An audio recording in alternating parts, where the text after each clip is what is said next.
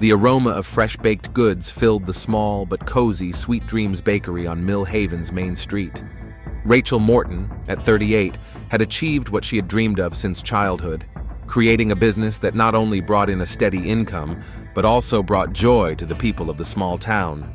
Rachel has always stood out among other Mill Haven entrepreneurs for her determination and out-of-the-box thinking. Inheriting her grandmother's collection of old-fashioned baking recipes, she was able to adapt them to modern tastes, creating a unique assortment. Her almond croissants with cherry filling and caramel muffins with sea salt were particularly famous and became the bakery's trademark. Rachel's small stature and frail build concealed an iron will and the ability to cope with difficulties on her own. A divorce 5 years earlier had taught her to rely only on herself. Since then, her brown hair, which she usually kept in a practical bun, had turned gray at the temples, and fine wrinkles had appeared in the corners of her eyes, signs not only of age but also of constant strain. Over the past 3 years, Rachel has turned a modest bakery into a thriving business. In addition to retail sales in the town itself, she has contracts to supply her products to restaurants in 2 neighboring towns, and her online store, where you could order specialty gingerbread and cookies with delivery, provided an additional stream of customers. Rachel, by the end of the week you need to prepare 20 holiday sets for the Rose Hill Convention Center, reminded Vanessa Wheeler, her right-hand woman and best friend since high school. Yes, I remember, Rachel replied absent-mindedly, busy counting in her account book. She smiled as she looked at the numbers. Profit for the last quarter had almost doubled expectations. At this rate, she could start expanding in a year, opening a branch in neighboring Oak Grove, which still didn't have a single decent bakery. The bell above the door jingled, attracting attention. It was almost 6 p.m., the official closing time, and Rachel looked up, about to politely point out the visitor's hours of operation. But the words stuck in her throat. A tall man in his early 40s stood on the doorstep, with an open smile and attentive blue eyes. His dark blonde hair was neatly cut, and his expensive cashmere coat spoke of wealth and taste. Something about his confident but relaxed posture made Rachel's heart beat faster. "I'm sorry, I realize you're closing already." His deep voice sounded like a melody, but I was driving by and the scent was so delightful I just couldn't resist. Rachel caught herself smiling. "I think we can make an exception for one customer," she said, glancing at Vanessa, who was already studying the stranger with interest. "Brandon Hayes," he introduced himself, approaching the counter and extending his hand. "I just moved to your lovely little town."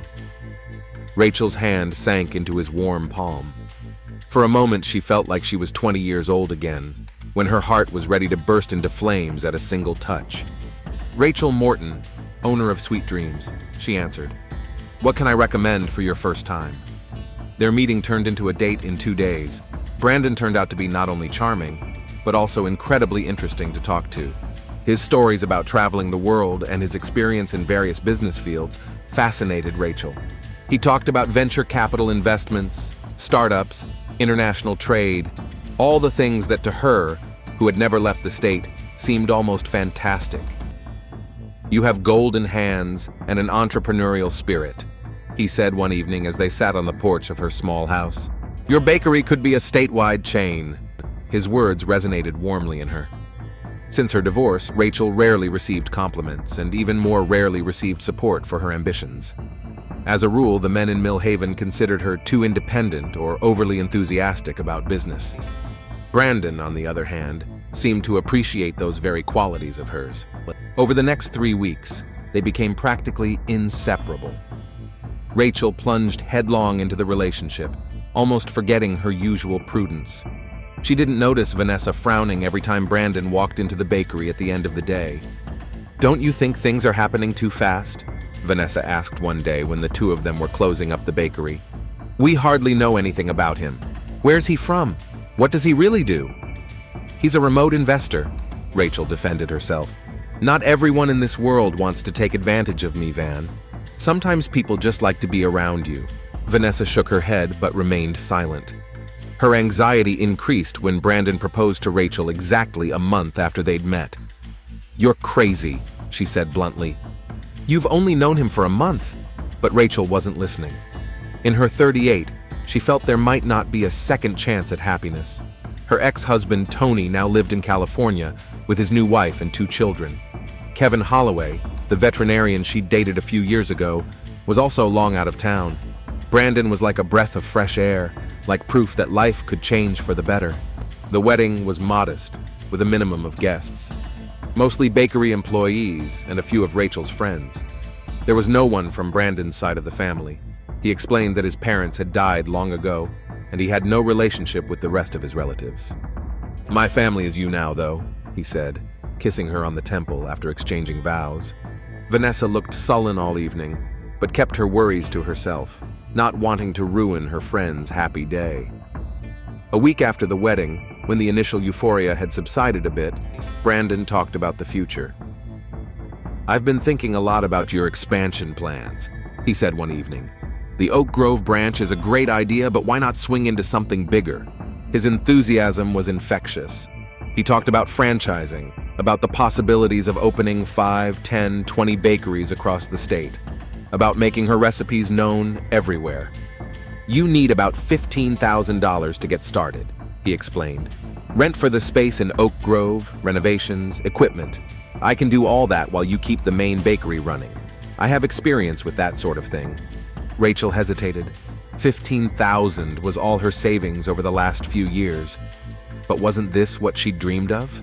And wasn't that the point of marriage, to trust each other, to build a future together? The next day, she withdrew the money from her savings account, $15,000 in cash, her entire financial safety cushion. "Here," she said, handing Brandon an envelope that evening. "It's my entire savings. I'm trusting you with our future." Brandon hugged her tightly, and in that moment Rachel felt like the happiest woman in the world. She noticed the first change in his behavior 3 days after handing over the money. Brandon became more distant, often talking about having to go to Oak Grove to negotiate, returning late. His cell phone was now always on him, and he would leave the room to take calls. "Business negotiations require confidentiality, honey," he explained with a smile that now seemed a little strained to Rachel. One evening, she happened to notice a text message on his phone from someone named Daphne asking, "When will you be back?" Brandon quickly put his phone away and explained that it was a realtor from Oak Grove with whom he was discussing renting a space. Rachel wanted to believe him, really wanted to. But somewhere deep inside, anxiety began to build. Anxiety settled in Rachel's soul like a shadow that followed her day after day. It had been 2 weeks since she'd given the money to Brandon, and she still hadn't seen any concrete results on the expansion of her business. He'd brought her some paperwork, shown her pictures of possible Oak Grove locations, talked about negotiations with vendors, but it was all talk. It was a cold April morning, and Rachel woke up to an empty bed. Brandon had left again the night before, citing an urgent meeting with a designer to discuss the layout of the new space. 3rd time in a week, and it was the 4th morning she'd woken up alone. Making coffee in the kitchen, Rachel looked out the window at the bare branches of the apple trees in the garden. There was something ominous in their cold curve against the gray sky, as if nature itself were trying to warn her of danger. The fingers clutching the cup were colder than the chill of the morning. The name Daphne came back to her mind again and again. Who was she? Was she really a realtor, as Brandon had claimed? Why then had he been so nervous when Rachel had accidentally seen that message? And why was this woman asking when he'd be back and not specifically about a meeting or a room? Rachel tried to ward off suspicion, writing it off to her own paranoia, but the bitter experience of her past marriage was making itself felt. Tony, too, had started with innocent lies about work delays and ended with the discovery of his second family in a neighboring town. Was history repeating itself? Worst of all, her business was now vulnerable too. $15,000, all she'd been saving for years, was now in Brandon's hands. If her suspicions were correct, not only her personal happiness, but her life's work was in jeopardy. Vanessa noticed her concern, but after several unsuccessful attempts to broach the subject, she stopped insisting. Her silent support was felt in the smallest things: a cup of fresh tea left on the desk in the office, an offer to close the bakery herself when Rachel looked particularly tired, a new recipe she could try to implement to distract herself. That evening, when everything changed, Rachel came home earlier than usual. A sudden migraine had forced her to leave the bakery to Vanessa and Josh, the young baker they had recently hired. The house was unaccustomedly quiet. Brandon had left for Oak Grove again, promising to return late at night. As she undressed in the hallway, Rachel glanced at the table where her keys and mail usually lay. Among the envelopes of advertisements and bills, she noticed something unusual, a black leather folder she'd never seen before. With some sixth sense, she realized it was Brandon's, and he must have forgotten it in his haste to leave for another mysterious meeting. Her fingers trembled as she opened the clasp. "This isn't right," an inner voice whispered, but another, more insistent voice demanded, "You need to know the truth." Inside were documents, IDs and driver's licenses, all in Brandon's name, but with different last names: Hayes, Dixon, Foster. The photos were of her husband, sometimes with a beard, sometimes without, different hairstyles, but definitely him. There were also several newspaper clippings lying there. With a cold heart, Rachel began to read them. Swindler defrauded a Painesville woman of $40,000. Wanted for a series of scams against single women. A marriage that ended in bankruptcy, Elizabeth Green's story. The photos in the articles were blurry, but Rachel recognized the man in them as her husband, although he went by a different name there, David Foster. According to one of the articles, he met wealthy single women, married quickly, and then disappeared with their money. The folder also contained photographs. One showed Brandon embracing a red-headed woman in her 30s. Another showed him kissing a tall blonde at the dock. On the back of the photos were captions, "Diane, Painesville, $40K," and "Daphne, Riverside, $23K. Like trophies, Rachel thought, feeling nausea rise to her throat. And this man had sworn her eternal love just a month ago. Among the papers was a newly printed plane ticket to Miami, dated tomorrow. One ticket, in the name of David Foster. For a few more minutes, Rachel sat motionless, trying to comprehend the magnitude of what had happened. Her whole being refused to believe that the man she had trusted so wholeheartedly had turned out to be a cold-blooded fraudster. And yet the proof was right in front of her. The creak of the front door brought her out of her daze. Brandon had returned earlier than promised. "Rachel? Are you home?" His voice, which had seemed so appealing before, now sounded fake and unpleasant. He froze on the threshold of the living room when he saw the papers spread out on the coffee table. His face contorted for a moment, but he quickly regained his composure, and the usual charming smile appeared on his lips. "Honey, what are you doing with my things?" he asked in a tone that mingled reproach and concern. "Who are you, Brandon?" Rachel's voice sounded unexpectedly firm. "Or should I call you David?" For a few seconds he continued to keep his casual demeanor, but then, seeing the adamancy in her eyes, his expression changed. The smile disappeared, his shoulders slumped. A completely different man stood before her, not the charming businessman who had won her heart, but a cold, calculating predator. "You weren't supposed to see that," he said with a nasty grin. "Another day, and I'd be long gone by now." "You mean it's true?" Rachel felt her lips quiver. "All this time you've just been using me? Our marriage, our plans, everything was a lie?" "Not everything," he answered with feigned sincerity. "Your pastries are really delicious. And, there was something special about the way you talked about your bakery. Almost made me change my mind." "Give me my money back," Rachel said demandingly, rising from the couch. Brandon laughed, and it was the creepiest sound she'd ever heard. "Your money is on its way to an offshore account, honey. I'm sorry, but I can't get it back even if I wanted to. I'll go to the police," she said, taking a step toward the phone. His gaze turned hard. "I wouldn't advise it. $15,000 isn't that much money. Why don't you just write it off as a failed affair and move on? Besides, you gave me the money yourself, voluntarily, for our business together. You married me under a false name. That's fraud." "Prove it," he shrugged. "By the way, I wouldn't advise you to check your credit history anytime soon. I'm afraid you'll be unpleasantly surprised by a few new loans." Rachel's breath caught. You couldn't... You should have been more careful with the paperwork, dear." His smile was full of superiority. "Goodbye, Rachel. You weren't the worst of my investments." He turned to leave, but she rushed toward him, grabbing his sleeve. "No, you can't just walk away. I'll tell the police everything. I'll find your other victims. We'll stop you." Something akin to irritation flashed across his face. In one swift movement, he pushed her away, and Rachel lost her balance, hitting the edge of the coffee table. "Rachel, it's just business," he said, looking down at her. "It's nothing personal.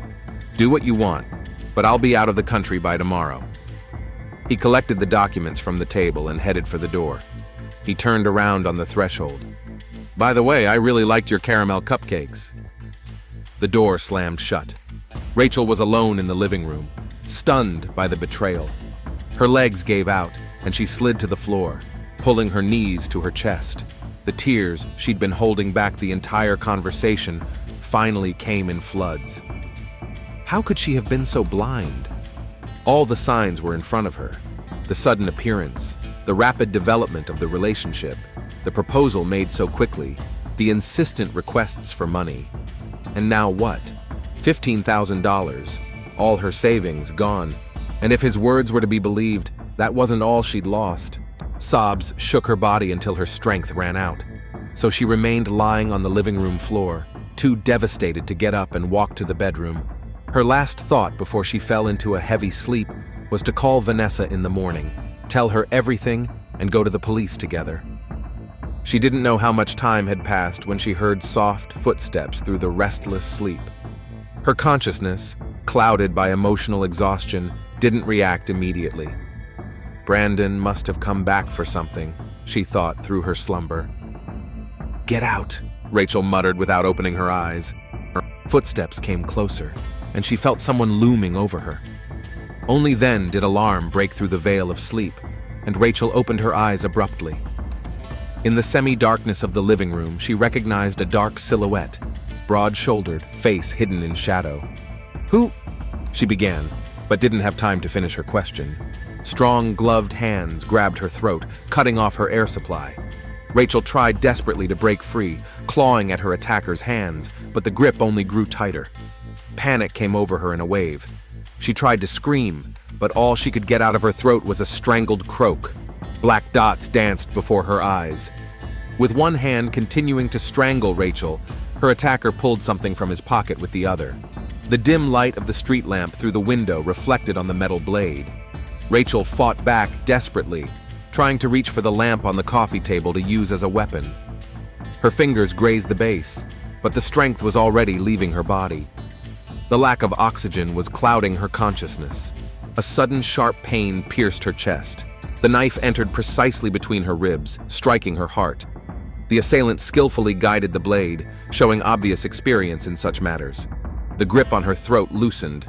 It was no longer necessary. Rachel drew in air frantically, but her breathing was cut short by a gurgling sound. Her mouth filled with the metallic taste of blood. The last thing she saw was the face of the killer leaning over her. In the glow of the streetlight, features emerged that seemed vaguely familiar to her. "Why?" she wanted to ask, but her lips only moved soundlessly. Darkness engulfed her, taking her consciousness into oblivion. Rachel's body collapsed on the living room floor, in a spreading pool of blood that soaked into the light-colored carpet, turning it into a gruesome testament to a life cut short. The murderer stood motionless for some time, watching the last convulsions of his victim, then methodically searched the room, looking for something. He exhaled frustratedly and headed for the exit, carefully erasing all traces of his presence. The front door closed quietly, leaving the house in an oppressive silence. Vanessa Wheeler had called Rachel 3 times this morning, but to no avail. This wasn't like her at all. Usually, Rachel always answered the phone, especially in the morning hours before the bakery opened. The sense of unease was growing by the minute. Maybe Rachel had overslept. Vanessa consoled herself as she turned the key in the front door lock of her friend's house. She had a spare key for emergencies, and right now Vanessa was grateful for that foresight. "Rachel?" she called out, entering the hallway. "Are you home?" The silence, broken only by the ticking of the floor clock, seemed ominous. Vanessa walked down the hall, peered into the kitchen. No one. The door to the living room was ajar. Vanessa pushed it open and froze on the threshold, unable to believe her eyes. Rachel was lying on the floor, in a frighteningly unnatural pose. Her light blue blouse, the same one she'd worn to work yesterday, was now maroon from the blood that had soaked it. Her face turned toward the door, frozen in an expression of surprise and pain. "Oh my God, Rachel!" Vanessa cried out, rushing to her friend. But when she touched her hand, she immediately pulled her own away. Rachel's skin was cold, with a distinctive waxy texture. Death had occurred hours ago. Vanessa recoiled, clamping her mouth with the palm of her hand to keep from screaming. Her gaze fell on the stab wound on her friend's chest. The blood soaked into the carpet and already dried around the edges. With trembling hands, she pulled her cell phone from her pocket and dialed 3 numbers. 9111, what is your emergency? Came the calm voice of the operator. My friend, she's dead, she was murdered. Vanessa could barely speak through her sobs. Please send someone quickly. Detective Alex Donovan slowly walked around Rachel Morton's body lying on the living room floor in a pool of blood. The 45-year-old cop with 23 years of experience had seen plenty of murders, but this one hit him particularly hard. Something in the frozen look of horror on the woman's face touched even his hardened heart. The preliminary time of death is between midnight and 3 a.m. Margaret Chen, the medical examiner, said as she sat down next to the body. Death was caused by a stab wound. The knife entered at a 45-degree angle, straight through the heart. Murder weapon? Not found. The wound suggests a thin-bladed knife. It was struck with a strong hand, but without much professional technique. Donovan frowned. His attention was drawn to the marks on the victim's neck. An attempted strangulation before the stabbing? Yeah, strangulation started while he was still alive. It looks like the killer wanted to strangle the victim first, but then decided to act for sure and use the knife. The detective walked around the room, noting minimal signs of struggle. On the mantelpiece, his gaze lingered on a wedding photo, Rachel in a white dress next to a tall, blonde-haired man. Is that the husband? He asked his partner Garcia. Brandon Hayes. They got married a month ago. He's nowhere to be found. Neighbors say they haven't seen him since last night. What about valuables? Everything's still there. Laptop, TV, jewelry, untouched. Doesn't look like a robbery. Phone call interrupted the conversation. The witness who found the body was ready to testify. Vanessa Wheeler sat in her patrol car, her eyes red with tears. When Donovan introduced himself, she spoke without preamble. Rachel and I have been friends since we were kids. I've always been there for her. And now? Tell me about her husband, Brandon Hayes. The detective gently guided the conversation. Vanessa's eyes flashed with anger. He showed up 2 months ago. He spoke beautifully, dressed impeccably. Rachel fell in love immediately. A month later, they were married. You didn't approve? Of course not. It all happened too fast. We hardly knew anything about him. I tried to warn Rachel, but she wouldn't listen. When was the last time you saw Brandon? 2 days ago. He was acting weird, nervous, checking the time all the time. What about Rachel's financial situation? She recently withdrew all her savings, $15,000 for their joint business, a branch bakery in Oak Grove. Donovan raised his eyebrows. $15,000 was a good motive for murder. Vanessa added, Rachel left work early yesterday. She looked worried, like something had happened. Did Rachel have any enemies? She was the kindest person I knew. The only person who could hurt her was Brandon. Find him, detective. Something about him always struck me as fake. Walking back toward the house, Donovan spotted a man near the cordon that stood out from the other gawkers. Tall, with a short haircut, wearing an expensive suit, he was watching carefully. Sir, may I ask what you're doing here? Addressed the detective, showing his badge. The man flinched. My name is Anthony Morton. Tony. I'm Rachel's ex-husband. In the patrol car, Tony looked shocked. I was passing through town on business. I work as an IT consultant.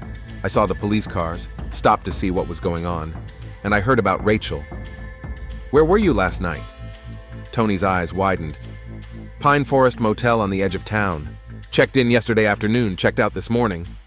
We'll check it out, Donovan said dryly. Did you know about Rachel's new husband? New husband? Rachel remarried? I didn't know. His surprise seemed genuine, but something in Tony's nervousness alerted the detective. Back at the house, Donovan heard about the new find. "Chief, this was found in the trash can." Garcia showed the document fragments. "Looks like someone was trying to get rid of the evidence. The torn driver's licenses and IDs had different names on them. Brandon Hayes, David Foster, Michael Dixon, but all had the same photo. Scraps of newspaper articles contained headlines like "Serial con man scams single women," "Marriage scammer slips away again." 2 hours later, a clear picture of the crime was building at the Mill Haven police station. Brandon Hayes, real name David Allen Foster, officer in Guyenne reported. 39 years old, wanted in 3 states for fraud, specialized in single women with good savings. $15,000 was withdrawn from Rachel Morton's account. In addition, 2 loans totaling $30,000 were made in her name. The money was transferred to Hayes's account, and from there to an offshore account. She's booked on a plane to Miami, leaving tonight at 6:30. It's under the name of David Foster. How much time do we have? 3 hours. We're sending an extraction team to the airport. Check the Red Mountain Hotel near the airport. At the same time, the ex-husband's alibi was being checked. Standard procedure. Spouses, past and present, are always first on the suspect list. Garcia, however, quickly came back with the results. "Morton's alibi checks out, Chief. He was indeed at the motel. Security cameras show he didn't leave the room all night. We also found a witness, a cab driver who gave him a ride to the motel. So he's not our killer," Donovan nodded. "Let's focus on the husband." At 15 o'clock, Donovan got an update from CSI. Partial fingerprints were found at Rachel's house on a broken lamp and on the bathroom doorknob. They belonged to Brandon Hayes, but with an interesting feature: traces of blood on the print from the doorknob. "He was coming back," Donovan concluded. "Probably after Rachel found his ID. The extraction team found Foster at the Red Mountain Hotel. He's there getting ready to leave." "Great, let's get him," Donovan decided, and headed towards the hotel himself. David Foster's hotel room was entered without warning. He was standing by his bed, packing his suitcase. "Police, don't move!" Foster slowly raised his hands. "I don't understand what this is about," he said with convincing bewilderment. "I'm just getting on a plane." "David Allen Foster, you are under arrest for the murder of Rachel Morton," Donovan announced, watching the suspect's reaction. Foster's face flashed with surprise, which quickly changed to panic. "Murder? What murder? What about Rachel?" "Don't play innocent," Donovan said coldly. "We found your fingerprints with traces of her blood in the house. You came back from an argument." No, you don't understand." Foster began to speak faster. "Yeah, we had an argument. She found my I.D quote. I left, but then I came back to get some stuff. I thought she was asleep. I didn't even go into the living room. I swear she was alive when I left." Donovan watched the crook carefully. Acting was part of his profession, but now there was something real about his panic. "We'll check your story," the detective said. "In the meantime, you're coming with us." In the police car on the way to the station, Foster continued to insist on his innocence. "Look, I'm a crook. Yes, I married her for the money, took her savings, put the loans in her name. That's all true, but I'm not a murderer. Why would I kill her? I'd already gotten everything I wanted, and I was going to disappear." "Maybe she threatened to go to the police," Donovan suggested. "No, she said she loved me anyway. Can you believe that? Even after she found out who I was, she said she'd forgive me if I stayed. That was unexpected." Back at the station, Donovan checked the security cameras outside Rachel's house. One of them did indeed show Foster leaving the house around 9 p.m., and then a barely visible figure in the darkness, returning close to midnight and leaving again 20 minutes later. "That's consistent with your story about coming back for things," Donovan admitted. "But it doesn't explain the traces of blood on your fingers." "I don't know where the blood came from," Foster exclaimed in despair. "Maybe I hit something without noticing." It was dark. I tried to move quietly so as not to wake her. The investigation continued. The situation was complicated by the fact that Foster was found to have cuts on his forearm, which he attributed to a household injury sustained while shaving. The next 2 days were spent in intensive evidence collection. Rachel's house was searched inch by inch, and then came the breakthrough in the case. "Chief, we found a hidden camera in the wall clock in the living room," Garcia reported. "Foster installed it to keep an eye on Rachel, and it appears to have recorded the moment of the murder. The footage showed Rachel sleeping on the living room floor, clearly exhausted from emotional distress. Around 1 a.m., the front door quietly opens and a man, Brandon Hayes, enters the room. He cautiously approaches Rachel, stares at her for a while, then pulls out a knife. Rachel wakes up, sees him, tries to scream, but he clamps her mouth shut and then grabs her by the throat. "You weren't supposed to go through my stuff." His voice comes out clearly. "I thought you were going to be perfect, but you ruined it." After a brief struggle, he stabs her in the chest. He walks around the house and leaves. "What a twist," Donovan muttered. He didn't come back for the stuff. He came back to kill her. When Donovan returned to the interrogation room with the laptop that had the recording on it, Foster went pale. "I don't remember," he whispered, staring at the screen. "I swear I don't remember doing that." "You were filmed by your own surveillance tool," Donovan said coldly. "Murder with premeditation, first degree. You came back specifically to kill her." Foster's psych evaluation showed no psychiatric abnormalities that would explain the amnesia. He was probably just trying to avoid responsibility, not realizing he'd filmed himself. The trial was quick. The evidence was irrefutable. Foster's own hidden camera, his fingerprints with traces of blood, struggle marks on the victim's body that fit his parameters. He was found guilty of first-degree murder and grand jury fraud. The sentence is life in prison without parole. Alex Donovan attended the announcement of the verdict. He met Vanessa Wheeler and Tony Morton in the court corridor after the conclusion of the hearing. "I always felt there was something wrong with him," Vanessa said quietly. "I wish I could have convinced Rachel." "You couldn't have known," the detective replied. "People like Foster are professional manipulators. They know how to dispose of themselves." "I should have stayed in her life," Tony said. "Maybe then she wouldn't have rushed into a new relationship so quickly." "Don't blame yourself," Donovan shook his head. "Everyone's entitled to a fresh start. She just trusted the wrong person this time." Leaving the courthouse, Donovan noticed an expensive black sedan parked across the street. A red-haired woman sat behind the wheel, watching carefully as people exited the building. When their eyes met, she nodded in acknowledgement and drove off. The detective later learned that it was Diane Parker of Painesville, one of Foster's previous victims who had lost $40,000. She had come to make sure justice was served. The investigation also revealed that Rachel was not the only victim Foster had killed. 2 other states have reopened missing persons cases of women he was involved with. Apparently, Foster had evolved from a simple con man to a serial killer, and Rachel just happened to be in his path at the wrong time. Sweet dreams. Bakery didn't close after the owner's death. Vanessa Wheeler took over, keeping all of Rachel's signature recipes. A year later, she opened the very Oak Grove branch her friend had dreamed of. A portion of the profits went to a charity that helped women who were victims of domestic violence. Detective Donovan would occasionally stop in for coffee and the famous sea salt caramel muffin. At times like these, he often reflected on how easily people could hide their true selves under a mask of charm and normalcy.